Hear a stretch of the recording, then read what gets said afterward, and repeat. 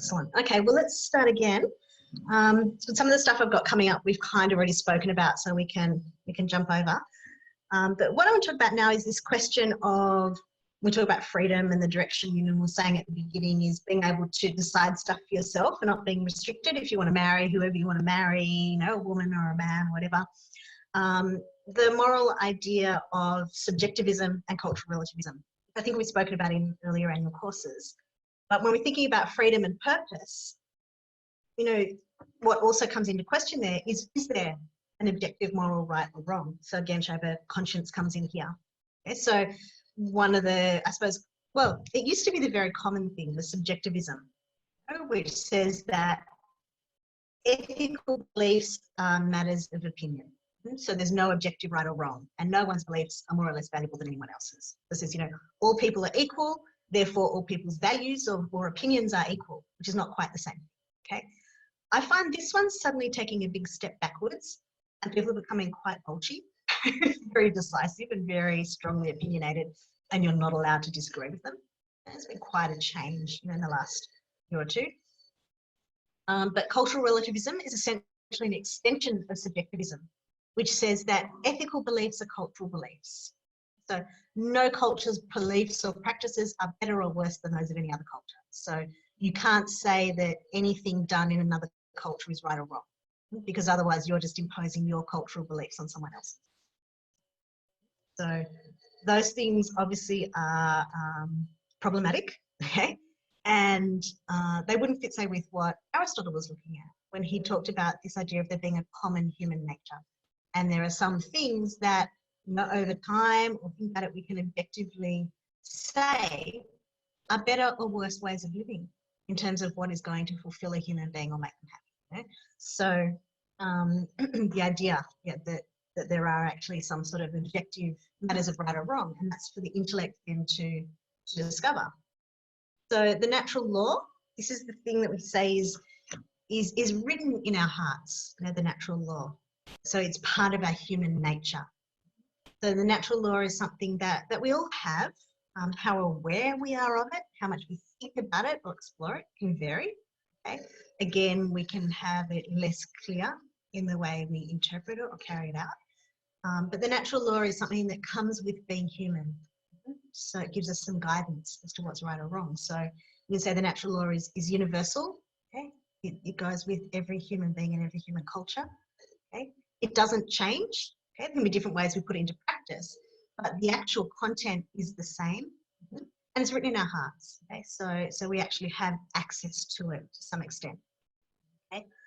So we say the natural law, it's about things, ways that tell us how to live. Conscience, so we mentioned conscience already. Say that the Catechism says man has in his heart a law inscribed by God. It's that natural law. His conscience is man's most secret core and his sanctuary. There he is alone with God, whose voice echoes in his depths.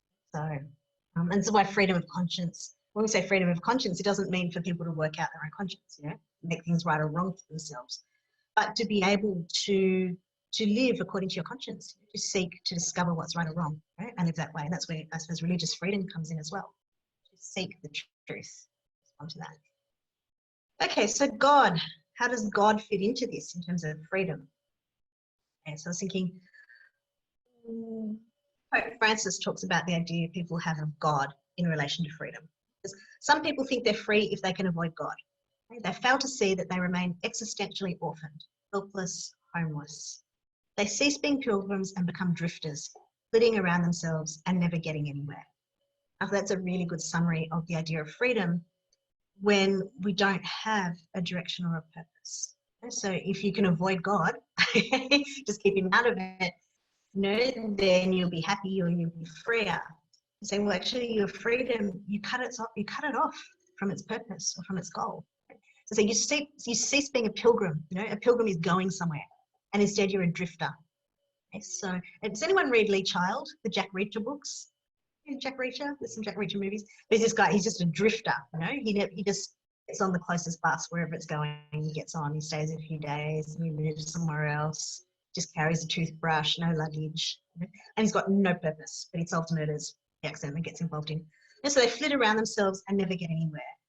And this again, you know, if you don't have a sense of where it's going, you can get stuck on this idea of, you know, being a workaholic, that you build your whole identity around your career. And then suddenly you get made redundant and you have a crisis of identity and purpose in your life. Okay? Or social media, that's all about yourself, curating your image. You know, that freedom is it's shrunken down to something much smaller than what it's for. The 10 Commandments. You know, what are some of the ideas people have about the 10 Commandments? Again, it could be this idea that God is imposing on us. Okay? And people say, like, how dare God tell me what to do? How dare God? You know, he just sets this arbitrary set of rules, you know, that he just sets a bunch of rules, says you have to do this and you have to do that, and you'll get punished or zapped if you don't do it. Okay? And for that reason, people can resent God as someone that is trying to restrict us, stop us being able to do the things we want to do. Or I think very commonly people are afraid of God. God sets this bunch of rules and he's watching and will punish you. Okay? The rules really are not, the content of the rules in itself is not important, you know, so much as the fact that there are rules. Okay? It's arbitrary what the content is. So I don't know, can we think about the 10 Commandments? One way is the way G.K. Chesterton talks about it. I don't know if you know G.K. Chesterton. He's a convert. He's another one whose writings were out of print for a while and is now massively back in fashion. The truth is, of course, that the curtness of the 10 Commandments is an evidence not of the gloom and narrowness of a religion, but on the contrary, of its liberality and humanity. It's shorter to state the things forbidden than the things permitted, precisely because most things are permitted and only a few things are forbidden. So he's a lot more positive about the 10 Commandments. And well, only 10 starters, you know, and everything else you can pretty much do. So that's how he looks at it. But another way I think of looking at the 10 Commandments is, okay, when people talk about it as a bunch of rules, you know, arbitrary rules that God imposes just to test us. I mean, I kind of think of them a little bit like, I don't know if you've heard me say this, but I kind of think of them a little bit like the instructions you get at IKEA. Okay, so you go to IKEA to get your flat pack, right? You want your furniture, and you can come home with your flat pack and just try to put it together without the instructions, right? We're perfectly free to do that. Do the instructions in the flat pack restrict our freedom? No. Okay, so you don't have to read them. But the fact is, if you look at them, you're free to not look at them, but you could well not end up with the piece of furniture that you were planning to construct. Okay, so it's kind of like they're included to tell you how the thing works. And I kind of think the 10 Commandments are a little bit like that. God's just not just picking up 10 random rules and slapping them down on us to make us obey whatever, but giving us these principles that tell us these are your operating instructions. These are how you work as a human being. If you do these things, it will work out. Okay. So that's how I kind of tend to think. They're there to help us know how to do it, but we don't have to follow them. If you don't follow them, you can end up with something that's not quite what you intended. Okay. So I don't know if anyone's ever done this. So it's not the right piece of furniture, or you've got these leftover screws and you're never too secure because you know they were meant to go somewhere and you don't know whether they're important or not, you know. So this is often how we go through life. You know, we go, I'm going to do it my way, right? And then you've got to work out through time and experience and starting again how the right way is. So we can do that, and it can take us, you know, a year to put the thing together properly, or our whole life to put ourselves together properly, or we can follow the instructions from the start, and it just makes things so much clearer and so much simpler. Yeah, so you can end up with something really nice. You know, you follow the instructions and things tend to go much better. Okay? Someone was saying in the last course, which I think is true, sometimes you bring the instructions home and you still don't know what to do with them. Like you don't understand all the instructions. You get to a certain point and you go, I don't understand this bit, right? And I suppose that's like with the commandments as well, how you put them into practice. We have the help. So, you know, you go, if you can't understand something, I don't know if you ever go to Bunnings for advice, but they're generally pretty helpful. When I go and I say, look, I need this thing or I need to fix this problem. And they tell you, well, this is what you need and this is how you install it, or they've got little videos that show you how to do it. you know, and I think in some ways the church fulfills that role for us. You know, if we're still finding it hard to understand the instructions by ourselves, we consult an expert, and the church explains those to us and clarifies them to us. So we don't always have to work out every single thing ourselves. You know? So anyway, that's kind of how I think about the 10 Commandments a bit. Saying, well, actually, they're things that are there to help us exercise our freedom well, to help us know how to flourish as human beings. And if you don't follow them, the fact is, well, it's not just, okay, God's going to zap you because you're not doing what he said, but ultimately, you are not developing yourself well as a human being. Things are not going to go well. If you go around killing people and committing adultery, and yeah, okay, you can do it, but, you know, don't expect that it's all going to work out really well. Okay, so here's some quotes about St. Augustine. So St. Thomas says, God alone satisfies, what we were saying before, you know, that God is the only thing or the only one that can actually fulfill our desires for happiness, you know, the only real goal for our freedom. So you've made us, this is the famous quote from St. Augustine, you've made us for yourself and our heart is restless until it rests in you. And then the father back in 2018, he wrote a letter on freedom, which it might be also good to look back on during this course. But he says, love fulfills freedom. It redeems us. Love enables freedom to discover its origin and goal in God's love. And ultimately, that's part of that mystery, saying, well, why did God want us to be free? So that we can love him, so we can enter into that relationship with him, that goal. Okay, so what type of freedom, you know, are we really free? So I'll do this really quickly, but I don't know if you're familiar with the concept of determinism.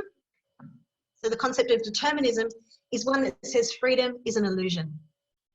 So basically that you have stimuli from the outside, which affect your body, and that affects your mental state.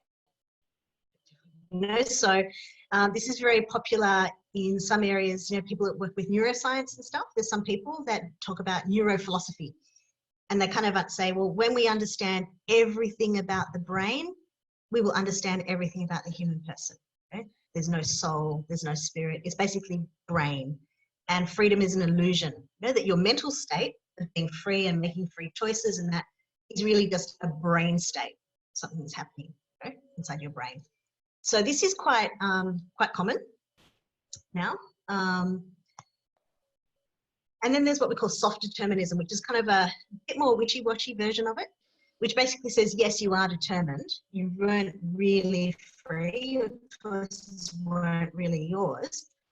But if what's causing you to do something is coming from inside you, from your own body, from your own brain, then we'll call it free and we'll praise or punish you for it. Okay? So it's kind of thing, I don't know, you know, so like that's the whole nature nurture thing, you know. So, well, if you've been taught all these things when you're brought up and all that, you couldn't really know any different.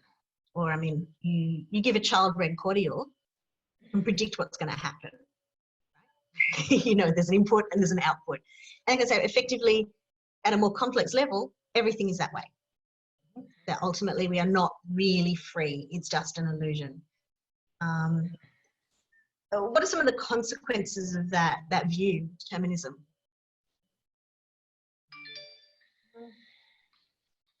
Anyone come across this? Or what do you think are some of the consequences of approaching freedom this way? Christina, you're a scientist. Any ideas? Well, ultimately, it could mean you just end up doing what you like, really. Yeah. Yep, because it's not your fault. And this is one thing, I mean, I think in Britain, someone has basically tried to run the case of my brain made me do it, you know. Now, there might be some cases where your brain made you do it. You know, they had a case of someone, I think, who he was just normal guy going about life and suddenly developed this issue with pornography or child pornography, something anyway. And then they realized he had a tumor in his brain and they took it out and everything went back to normal. And then at some stage, it started to have this issue again, and they looked, and the tumor had grown back. You know, you think, okay, maybe it's pressing on something in the brain, affecting his decision making and that sort of stuff, which I suppose can relate a little bit to what you were saying, Sam. You know, but ultimately, you know, you'd say, well, yeah, that's a physical thing, right? But ultimately, does that mean that everything is like that? That everything is really being influenced by something outside our control? That we don't really, that when we when we have an experience of making a decision about something or holding a view about something or forgiving something or letting it go, that ultimately it's an illusion. Ultimately it's determined and we can't do anything about it. So it has huge implications for responsibility, like you're saying. You know? But it's not an uncommon view. And then libertarianism is the opposite extreme, that basically says all our actions are totally free and unmotivated and uncaused, which kind of ignores the role of the body, that things do affect us. If you are deprived of sleep for 3 weeks, your decision making is not going to be good. You know? If you're in a state of incredible anxiety or something like that, your decision making might not be so good. All those things, our preferences. You know? So libertarianism is a little bit ignoring the realities of the fact that we're also bodily beings and we have to take those things into account. The thing is, you know, those things influence us, but we're also often able to be aware of them and take them into account. So when we're angry, perhaps we don't want to be angry, but we're angry. So, well, I can realize I'm angry and I can factor that in when I make my decisions. You know? So, well, or maybe I won't make a decision until I calm down. Like okay, there's a lot of text on here, but essentially it's about where do things really lie. Okay, really it lies somewhere between. So our freedom is, we're not determined, but our freedom is not absolute. We are finite. So G.K. Chesterton says, you cannot grow a beard in a moment of passion. Okay? So the fact that you would like to do something doesn't necessarily mean that you can. You know? Because we're limited beings, we're finite, we have bodies, our freedom also has limits and it has boundaries. Okay? So that doesn't mean that our freedom is incomplete or defective. Okay? It means that we're human. Only God has extreme freedom. So Pope Benedict talked about this in relation to gender and gender ideology. You know, and he talked about that as being like a sin against the creator, where it's kind of like, how dare anyone tell me how I choose to identify or limit me? You know, like it should have no effect on me, my physical body or whatever. But it's something that does, our freedom is shaped by our physical limitations.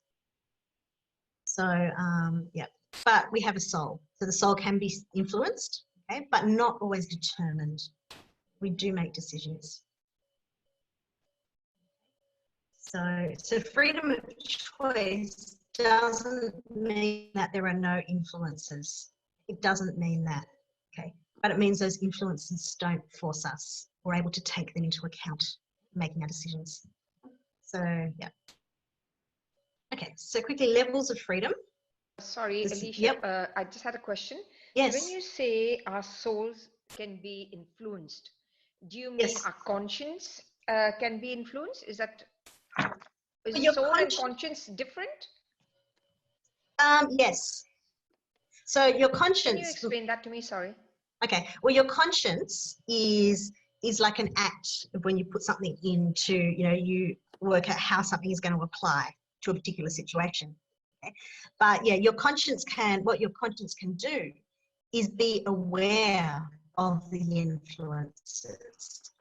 So let's say I get on the bus and someone shoves into me, you know, and instantly I get angry. It's not a choice to get angry. It just arises, this passion, you know, they're getting, you know, well, if I then punch that person in the face, okay, I can punch them in the face, or I can sort of go, okay, this is disproportionate and let it go. So my conscience will come in deciding what I'm going to do. Okay. Yep. So my conscience, it might say to me, you're not supposed to punch people in the face. But what my conscience has to also do will say, okay, take into account that you're angry. Because, like St. Thomas says, when we're angry, things seem good to us that are not good, that we realize are not good when we're calm. So when you're angry, shouting at someone seems perfectly appropriate. Okay? So in this situation, because your conscience, perhaps the strength of your emotions and your passions can make it harder for you to stop and clearly think about how things apply to this situation, how right and wrong applies. Because your anger says, just go for it. Just go for it. Right? But what you can do, your intellect says, okay, I'm being really influenced by my temper now. I have to step back and take that into account. And when I take that into account, I can realize, okay, that emotion is inappropriate. Or I can even tell myself by training, it feels really appropriate, but I have made a rule for myself from experience that says, wait 24 hours. So, at work, when you want to answer an email with a really angry email and just tell someone exactly what's wrong with them, and it seems like a really good idea at the time, okay? Because you think, well, this is justice, this is what they deserve, da, da, da, da, da. But when you realize, no, I'm angry. And so you impose your 24-hour rule and you come back 24 hours later when you're calm and you can see clearly that it's inappropriate. So that's the thing, that conscience is very much part of the intellect, in terms of it can be influenced by the passions, okay? But it can also be aware that that's happening and take it into account. Does that make sense? Yep. And so that's the conscience. And then the soul, what's the soul you said is different? The intellect and the will are faculties or powers of the soul. Intellect and will. Oh, okay. Yep. Yep, got it. Yeah. So it's not just a bodily response. So for instance, if you put your hand on a hot plate, you might swear, even though you never normally swear. Okay. Now then, that might not be a rational choice. That might be something that completely bypasses your intellect and will, right? It just comes out before you make any choice at all. Okay? But usually we have that opportunity to stop and think about what we're going to do. It's very rare that our intellect and will are completely bypassed and we work on instinct. It's very, very rare. We talk about crimes of passion or something. All right, thank you. Okay. So we can talk about different types of freedom. So levels of freedom. So the first one is fundamental or internal freedom, which is this idea of, being free, that no one can take away this freedom that we have, unless they actually kind of break us. Okay. So Viktor Frankl talks about this, and he says, we who lived in concentration camps can remember the men who walked through the huts comforting others, giving away their last piece of bread. They may have been few in number, but they offer sufficient proof that everything can be taken from a man but one thing, the last of human freedoms, to choose one's attitude in any given set of circumstances, to choose one's own way. And so you can have all the external restrictions on your freedom, but your internal freedom is something that's inalienable. You can't control what happens to you, but you can control the way that you respond to it. Okay. So we talk about this idea of, we talk about fundamental freedom or internal freedom, of this self-possession. That I don't know if you've seen Invictus, the movie, as that poem. It says, I'm the master of my soul. I'm the master of my fate, the captain of my soul, something like that. So that we are the one that makes our decisions. Okay? So, and no external factor can destroy that, unless it kind of even just destroys our capacity to reason. So it's not freedom from conditions, just being able to have everything the way we want it, but freedom to take a stand towards those conditions. So again, if you limit freedom to this idea of desire, satisfaction, or feelings, or no one telling you what to do, you miss out on this. You say, well, actually, sometimes you can't tell anyone what to do.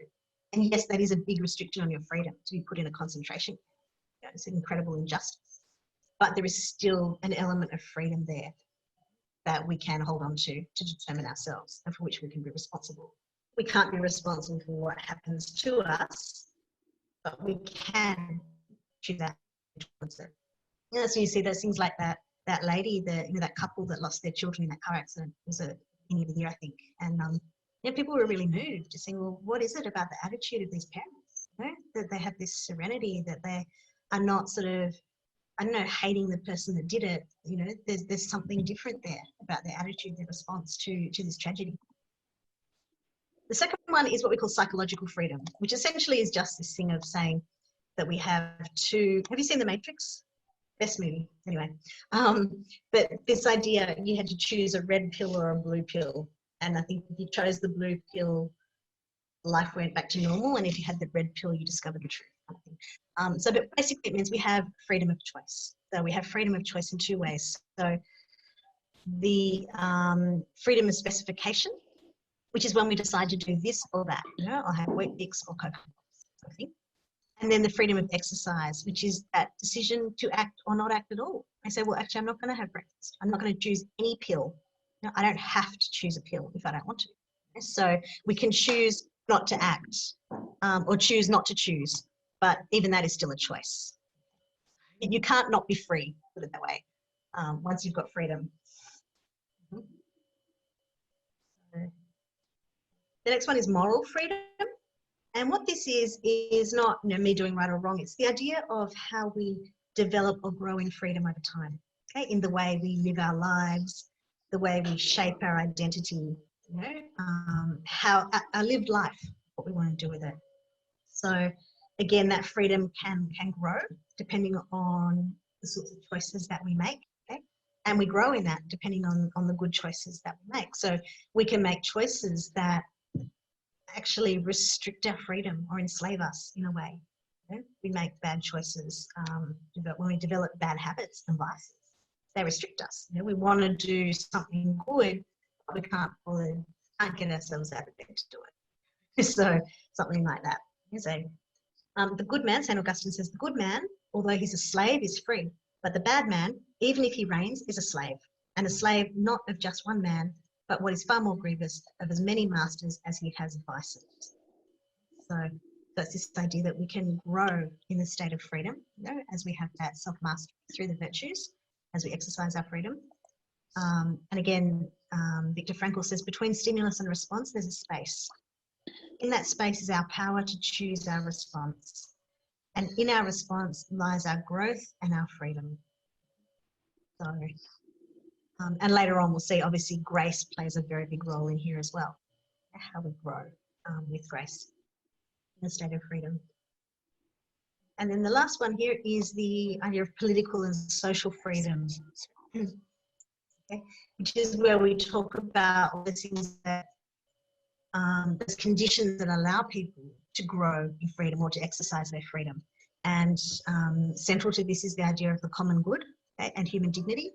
So human dignity, the recognition that people have dignity, should be able to, to make their own choices, to live their own lives, to be treated as people who are valuable in themselves, and also the common good. So the idea of the common good is something the church promotes, is the idea, it's not the greatest good for the greatest number. Okay? The common good is about creating the conditions that allow all members of society to flourish in all the dimensions of their humanity. So you can't sacrifice some people for others, the majority or something like that, but it's allowing all people to flourish. So it can't sacrifice or exclude people, and it's all the dimensions of the humanity. So it's not just about physical things. So obviously housing and safety and those things are basic, but also, the ability to be free, the ability to move, the ability to be treated with human dignity, to educate your children, all those different things. I don't know, do you remember the Tank Man in Beijing, Tiananmen Square? Yeah, so those abilities to make these sorts of decisions, freedom of speech, all these things relate to the common good. And this is often as well when I talk about freedom being, people thinking about freedom only being something that harms other people. People tend to restrict freedom just to this aspect of political and social freedom. Okay, it's really important because we're social beings. Okay. But it's not the only aspect of freedom, the only thing that directs our freedom. But the social teachings of the church are really important, when it comes into looking at the common good and thinking, well, how can you do this? How do we do this as Christians? Okay. Ailish, so, there were some interesting comments about this point of freedom when they were looking at who would get ventilators and who wouldn't get ventilators. Yes. And you were very much depending on the ethics of the doctor or the ethics of the hospital chiefs or whatever. Yes, yeah. It becomes interesting to say, well, how do you put a value on someone's life or decide who gets access? Do you put it on who can pay for it? Do you put it on who's already healthy? They're hard decisions. So you need some sort of criteria, I suppose, that respects the dignity of people. And again, that's the context where the Religious Freedom Bill will become relevant about that, depending on the content of it when it comes back.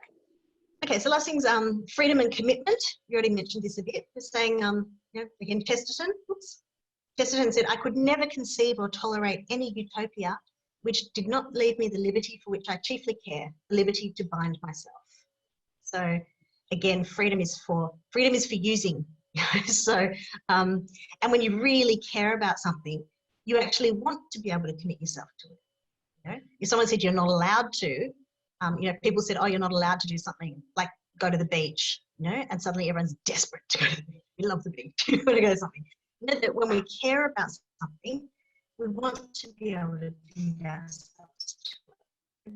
Something that has a lot of meaning in our lives. So like freedom and commitment, we can tend to think of them as opposed, okay? But freedom is actually commitment's actually a really important part of freedom and being able to exercise it. That we have the right to commit ourselves, to commit our freedom, to things that we want to commit them to. Okay, so I'm going to jump these things. Yeah, because we should finish in about a minute, shouldn't we? We've got like 2 minutes. Okay, so in the 2 minutes I've got, okay, free choice. So this is the next session, just looking at the relationship of the mind, the will, and the feelings. We talked about this quite a bit in the last courses. So, but the idea of thinking what we have to put together in free choice. We've got a body and we've got a soul. So with the body, we have our passions, our emotions, that respond not necessarily freely. You walk past someone brewing fresh coffee, the cafe, probably forgotten what that's like, and you want coffee when you smell coffee, or someone was baking mocha drops or something in our house last night, and suddenly all you want is a mocha drop. And that's not necessarily a rational thing. That is something that animals do as well. That we have these passions that respond to stimuli. But the reason and the will are these spiritual faculties that we have, that their role is not to get rid of our emotions and our passions and things, but to help order them correctly. Okay, so by my intellect might remind me that I'm on a diet, and there's just been Easter and I've eaten enough Easter eggs, so maybe I don't want a mocha drop after all, even though I would like to eat a mocha drop, and my will can decide, make a decision. So some people think that really freedom is about being genuine, by which they mean being able to just follow your passions, do what you feel like, move as your feelings tell you. That is actually not a very free way of living, because what you're doing there is you are responding to stimuli all the time. You're just responding. It's a reactive way of living. So it's the intellect and the will. They don't replace the passions, because we need the energy of the passions, but the intellect is the one that is able to look for the truth and know what is it that I want. What is it? Where does happiness lie? Where do I want to go? So it's kind of able to work out where is my freedom going, and the will is able to want that. So they're the ones that know what we're really capable of. Know, okay, the glass of wine will be nice for half an hour, and then it will be over. My passions just want the glass of wine right now. My passions sort of go, no, I do love this kid. When they stop having a tantrum, it'll be much nicer, but they're the ones really that, and they educate the passions. When you teach children to grow in the virtues, you teach them self-control, moderation, how to ask for things instead of chucking tantrums, all that sort of thing. So it's a matter of integrating them. Okay, so integrating. I'm not going to go through this, but the last point really I'll make today is that when the intellect knows things, okay, it knows things and it knows ourselves, and it works out how appropriate is this thing for me. What is it that's really good for me? What's my real purpose? Is this going to help me get there? So it assesses things in terms of their goodness, can know that concept of goodness, so it can compare, and they can sort of go, okay, glass of wine, toddler. Something like that, and go, okay, which is better? The will seeks goodness. And this is another thing that can be really encouraging for us, because everybody, again, is oriented towards good. And again, this is mysterious, from what you're saying, Sam. And like deep down, we always want what's good. So, well, how is it that we choose evil? We choose evil either because we're mistaken in what we're looking for, but usually we have things out of order. So yeah, a hot cup of coffee is a good. Okay? Saving someone's life is a much better good. It's much better. There's a lot more goodness in that. So sometimes we look for a small good, Okay, so that little act of selfishness, or whatever it is, the little lie, you know, that we are doing it because we want something good. But it's at the expense of something that was much better, you know, much, much more important. So even say when somebody murders somebody, why? They think there's something good in that, whether it's to obtain something or to exact their revenge or something. There's something they think is going to be satisfying in that. But what are they doing? Well, they're not seeing that goodness, they're seeing that's so much better. And that can be because of a lack of formation of conscience. Okay, they don't know what's good and what's not good. Okay, or it can be because the passions are completely obscuring us in a particular moment. Our will, we don't have an upright will. You know, when we've got that life of vice, we're habitually disposed to making bad choices. But the will does ultimately seek